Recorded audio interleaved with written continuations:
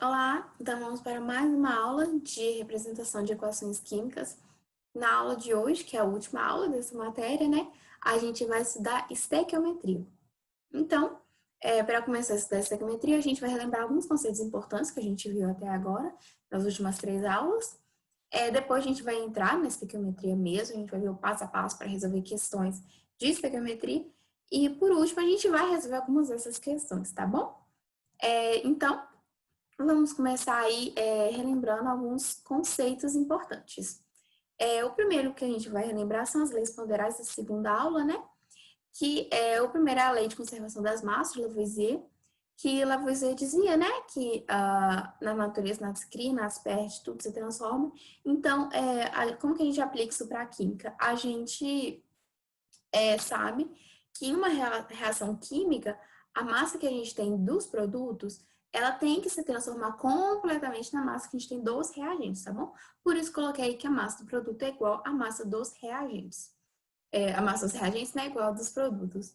E a segunda lei é a lei de proporções constantes de Proust. E nela, o que o Proust define? Que há uma proporção definida entre os reagentes e os produtos, né? Então, a gente sabe que a massa de um reagente para o outro vai ser constante. Se eu dobrar a massa de um reagente, vou ter que dobrar do outro. Se eu dividir de um, vou ter que dividir do outro. Mesma questão da molaridade, né? Se eu dividir a molaridade lá por de um reagente por dois, eu vou ter que dividir por dois a do outro reagente. E dos produtos também, né? Então, sempre tem essa relação aí, tudo acompanha. Se eu divido uma, eu tenho que dividir todas. Se eu multiplico uma, eu tenho que multiplicar todas, beleza? E aí, essas proporções são definidas na reação, né? Pela reação balanceada, que a gente aprendeu na nossa terceira aula, né? Que é a aula passada. Então, a reação balanceada, ela vai te dar exatamente qual é a proporção entre o reagente 1 e o reagente 2, entre o reagente 1 e o produto 1, ou entre o reagente 2 e o produto 1 e o produto 2, beleza? Quem vai dar essa proporção para a reação química vai ser a reação balanceada, beleza? E aí, voltando à nossa primeira aula, o que a gente tem são grandezas químicas, não é isso? Uma grandeza química que a gente aprendeu, né, é o mol e a constante de Avogadro, porque a gente sabe que o mol representa aí um total, né, um número de 6,02 vezes 10 elevado a 23 átomos ou moléculas ou íons, né? E a massa molar, ela vai se referir à massa que tem um mol, seja de átomos, seja de moléculas ou seja de íons, beleza? E aí, por fim, tem um outro conceito que a gente não está relembrando, né? A gente está aprendendo agora, que é o conceito de volume molar. E o que é esse volume molar? É o volume que um gás ocupa quando eu tenho um mol desse gás. Ou seja, eu tenho lá um mol de O2. Qual é o volume que esse O2 ocupa no espaço, né? E aí, a gente tem duas situações diferentes. A gente tem a primeira, que é a que eu estou mostrando aí no slide, a situação que a gente chama de condições normais de temperatura e pressão, ou CNTP, beleza? E o que é essa CNTP? É quando esse gás, que eu falei, por exemplo, o O2, ele está a 25 graus Celsius, beleza? E a 1 atm. Então, se eu tenho um gás nessas condições, ele vai ocupar um volume específico no espaço, tá bom? Qual vai ser esse volume? Vai ser o volume de 22,4 litros por mol, tá bom? Porque é o volume molar. Então, 1 mol vai ocupar 22,4 litros. 2 mol vai ocupar quantos litros? 44,8. 3, só multiplicar por 3. 4, 7, 8, só multiplicar. Beleza? E a segunda situação é a condição anormal de temperatura e pressão. Por isso, CATP. Tá tranquilo? E o que é CATP? É quando o gás ele está numa condição que não é a CNTP. É todo o resto, né? Então, por exemplo, eu tenho o O2, ele está lá a 20 graus Celsius. Ele está na CNTP? Não, ele está na CATP. E aí o volume que ele vai ocupar vai ser diferente. Isso é tudo tabelado, sabe? Quando muda a temperatura, ele vai ocupar cada gás vai ocupar um volume diferente. Então, a CATP tem outros valores. E eu não vou trazer aqui porque não é interessante, a gente só precisa saber da CNTP. tá? Se a questão dela um volume com CATP, ele vai dar essa informação que você precisa, tá? Então, fique tranquilo. Então, agora a gente já relembrou e aprendeu esses conceitos, vamos para a estequiometria, né?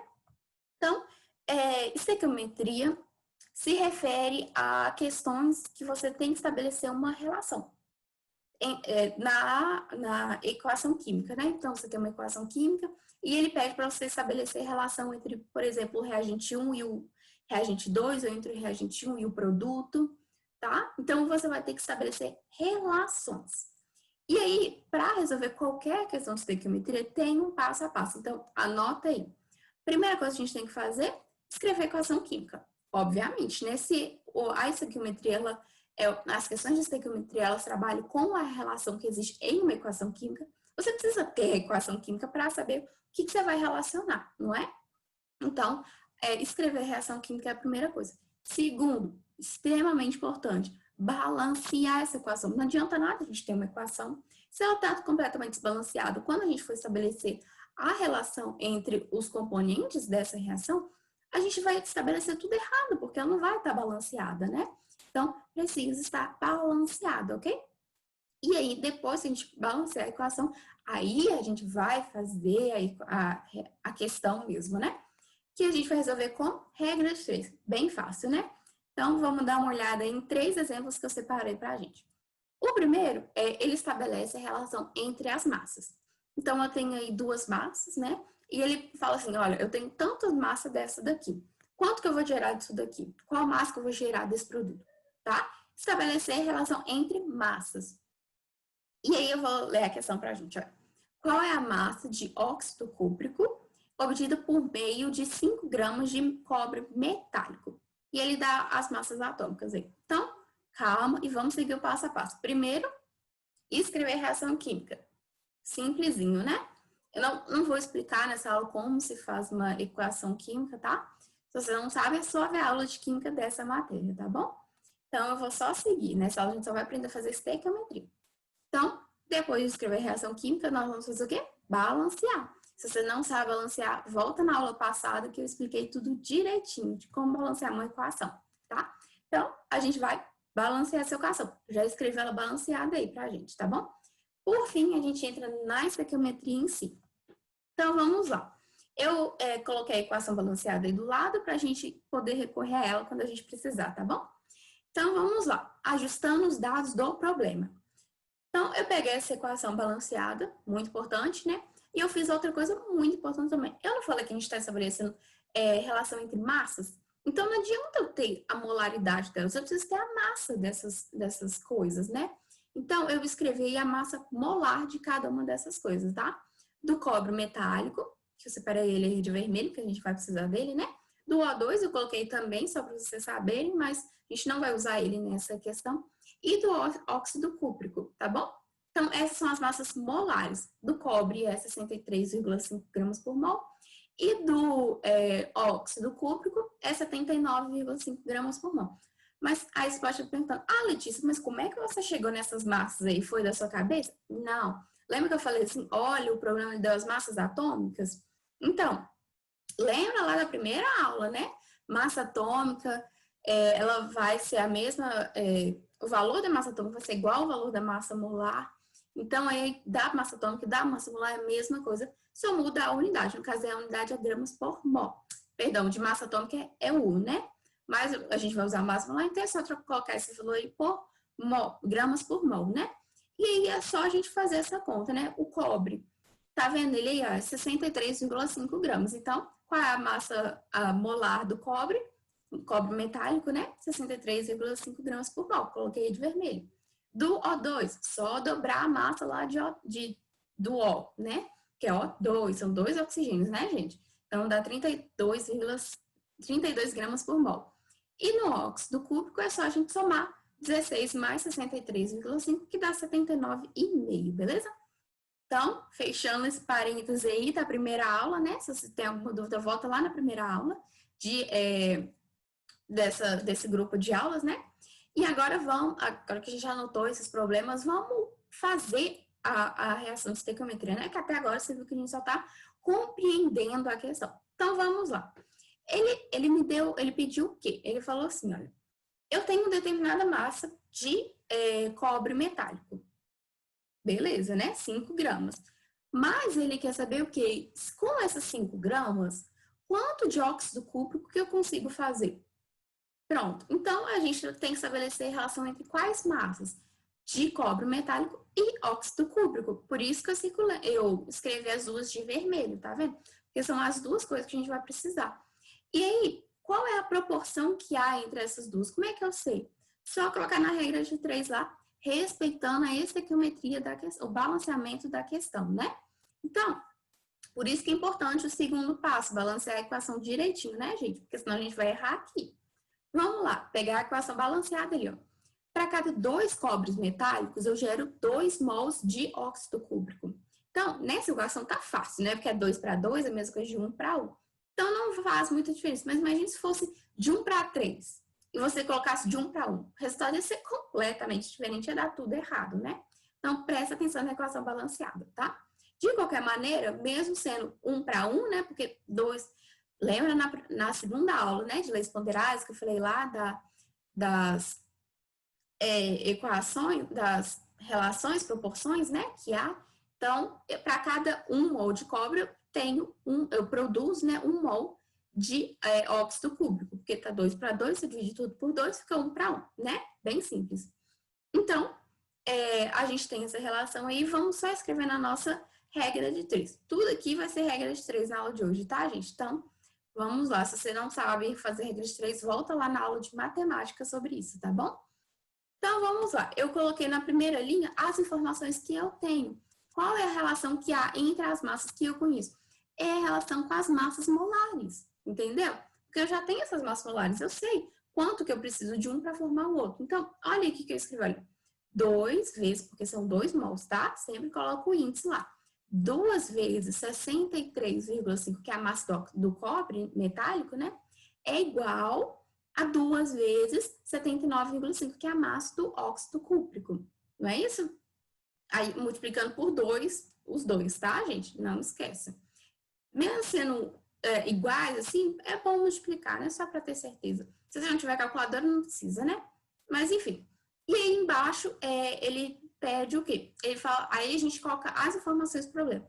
Qual a massa que eu tenho? De cobre ou de óxido cúbico? De cobre, não é? Qual que é essa massa? 5 gramas. Então, coloquei bem embaixo ali, olha, do cobre, 5 gramas, tá vendo?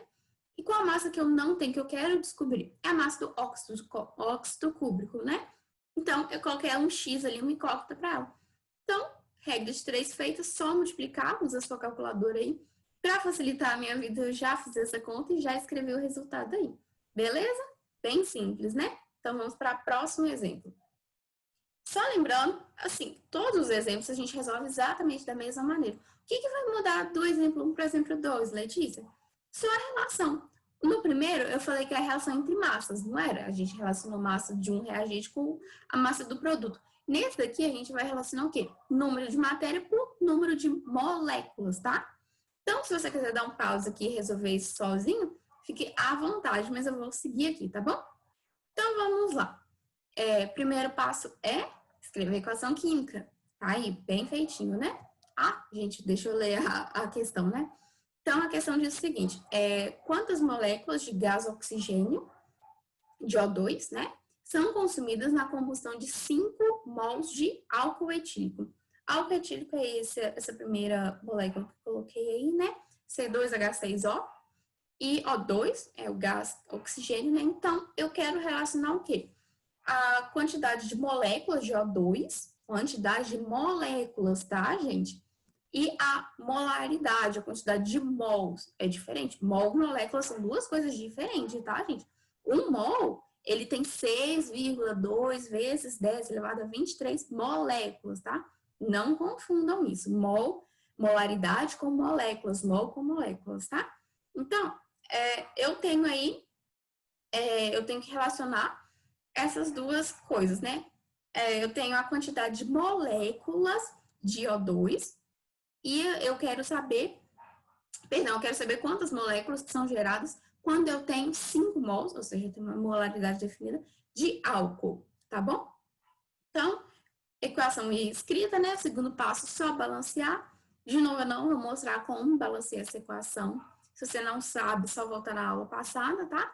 Mas aí a tela balanceada, vamos para estequiometria mesmo. Então, vou montar a regra de 3, né? Nesse caso, vocês podem reparar que são 2 regras de 3 que eu tenho que montar. Vamos para a primeira aqui na esquerda, tá? Eu preciso relacionar o que nessa questão? A quantidade de O2 que é gerado e a quantidade de álcool que é gerado. Eu marquei errado de vermelho, tá, gente? Não é do CO2, não é do O2 que a gente vai relacionar. Então, beleza, eu vou relacionar essas duas coisas.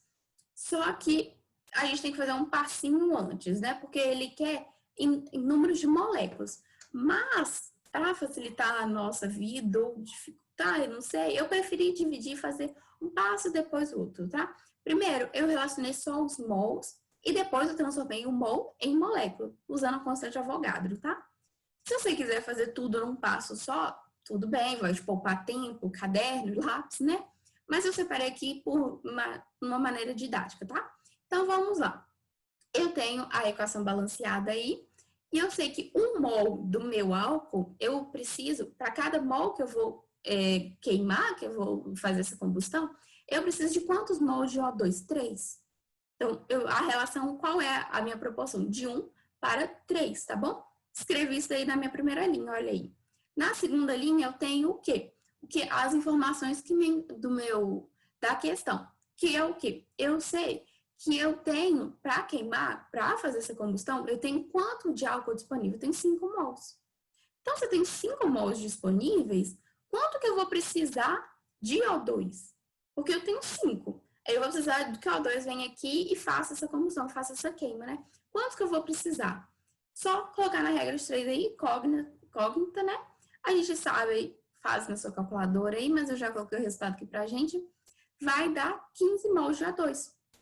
Tranquilinho? Entendeu? Então, vamos seguir aí. Mas ele está pedindo quantos mols de O2 são gerados? Não, ele quer saber o número de moléculas.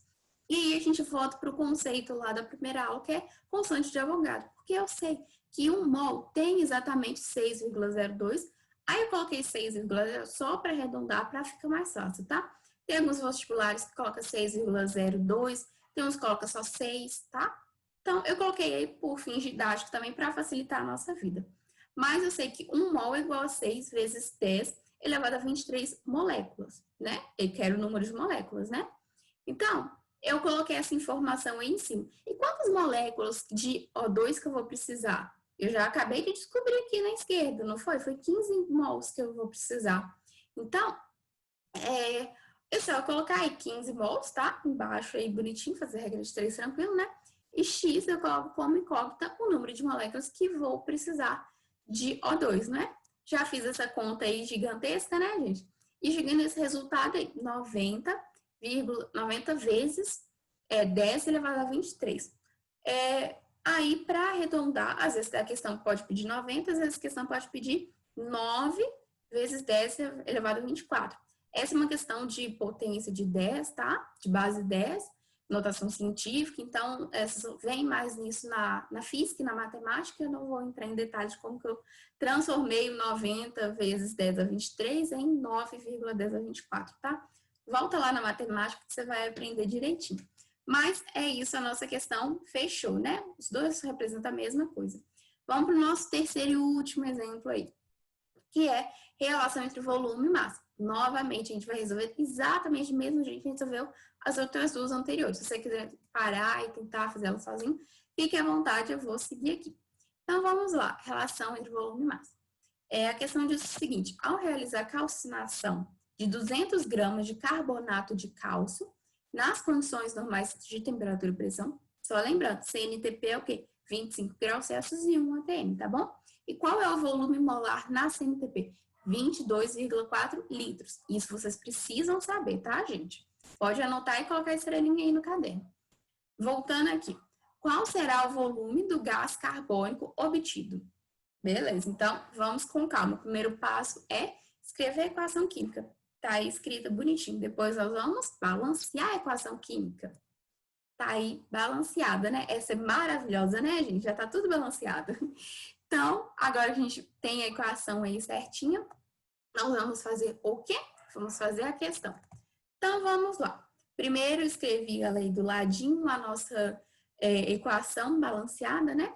E aí, lembrando, ele deu massa, né? Ele pediu a relação entre volume e massa, tá vendo? Que ele deu a massa de carbonato de cálcio e ele pediu volume. Se ele deu massa, e ele também, olha aí embaixo o que ele escreveu nos dados, olha, as massas atômicas. Lembrando, lá, a massa atômica é a mesma coisa que massa molar, só que com unidade diferente.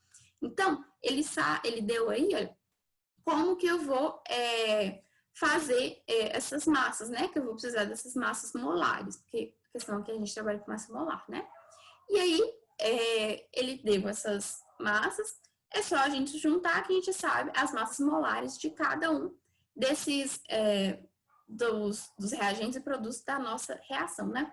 No caso, eu coloquei nos balãozinhos, se você quiser saber exatamente como que eu fiz cada coisa, mas daí eu só destaquei esses dois valores que eu achei, que é de 100 gramas por mol, no caso do carbonato de cálcio, e para cada 100 gramas que eu tenho de carbonato de cálcio, eu vou gerar quantas mols de CO2, quantas massas, né, de CO2? Eu vou gerar 44 gramas, tá bom? Então, para cada 100 gramas de um, eu gero 44 gramas do outro. Essa é a primeira relação que a gente estabelece, né? Então, eu sei disso. Outra coisa que a gente também sabe, que para cada mol de CO2, eu vou gerar quantos litros, né? Qual vai ser o volume? Não está na CNTP, gente? CNTP, eu olhei que eu escrevi, cada mol corresponde a 22,4 litros. Se eu tenho, olha, eu sei que 1 mol de carbonato de cálcio, ele gera quantos mols de CO2? 1. Então, quantos litros de CO2 cada mol, tá bom? Cada mol de carbonato de cálcio vai gerar 22,4. E outra coisa que eu sei também, qual é a massa desse mol de carbonato de cálcio? 100. 100 gramas por mol. Não é isso que a gente definiu ali no balãozinho? Olha lá, faz essa conta para você ver, dá 100 certinho.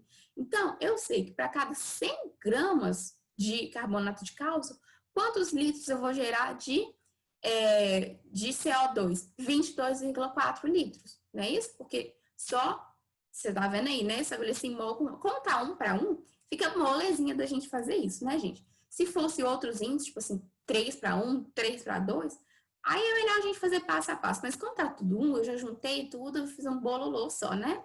Então, só recapitulando aí, 100 gramas de carbonato de cálcio formam 22,4 litros de CO2, tá bom? Só que no problema ele diz o quê? Que eu tenho 100 gramas de carbonato de cálcio? Não, eu tenho 200 gramas. Então, coloquem na minha linha de baixo da regra de 3 e o x fica como incógnita, né? Mas isso é fácil de resolver, é só multiplicar por 2, né? Ou fazer essa conta toda aí da regra de 3. E aí, qual é o volume de CO2 que eu vou gerar? 44,8 litros. Beleza? Tá tranquilo? Espero que vocês tenham entendido isso daí, viu, gente? Se não entendeu, volta lá no passo a passo, tá bom? E aí, tá a referência bibliográfica que eu usei para fazer essa aula, né? Eu peguei a aula desse livro, que eu já falei dele nas outras aulas, e os exemplos eu peguei desse site aí. Muito bom também. Se você tiver alguma dúvida de como eu resolvi os exemplos, só entrar nesse site aí, que lá também tá falando passo a passo, tá? E no livro tá explicando a matéria direitinho também, eu aconselho vocês a abrirem. É online, tá, gente? Gratuito, então vale muito a pena conferir, não só para representação de equações químicas. Mas é isso, a gente já acabou essa parte de representação de equações químicas. Eu espero do fundo do coração que vocês tenham entendido e bons estudos!